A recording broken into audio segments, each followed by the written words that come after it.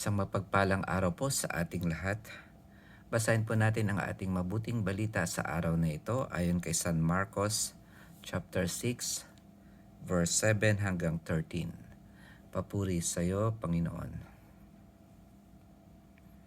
At nilibot ni Jesus ang mga nayon sa paligid upang magturo. Tinawag niya ang 12 at sinugong dala-dalawa. Binigyan niya sila ng kapangyarihang magpalayas ng masasamang espiritu at pinagbilinan. Sa inyong paglalakbay, huwag kayong magdala ng anuman, maliban sa tungkod, ni pagkain, balutan, salapi sa inyong lukbutan o bihisan. Ay huwag kayong magdala. Ngunit magsuot kayo ng panyapak.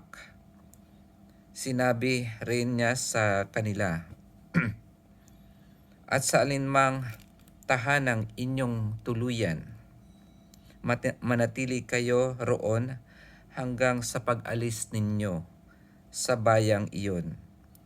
Kung ayaw kayong tanggapin o pakinggan sa isang dako, umalis kayo roon at ipagpag ninyo ang alikabok ng inyong mga paa bilang babala sa mga taga roon.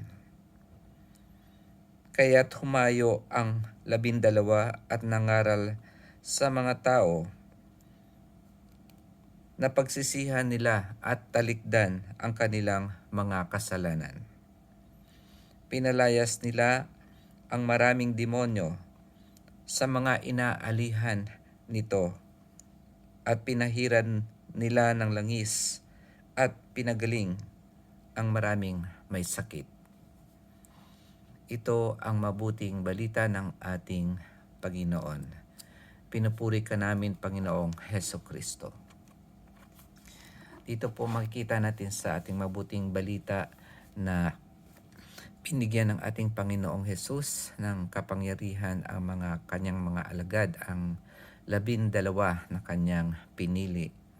Ito ay tinatawag natin participation doon sa mission ng ating Panginoon.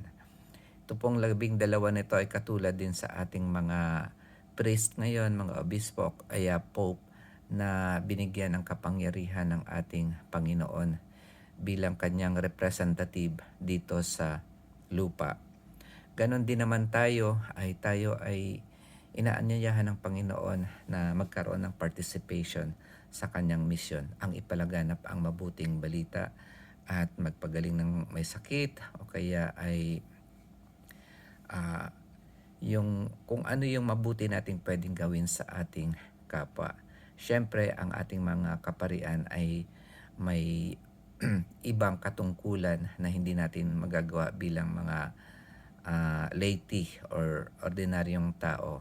Sila ay may responsibilidad na isagawa ang sakramento ng mga sakramento tulad ng kumpisal at Eucharistia at iba't iba pang sacraments.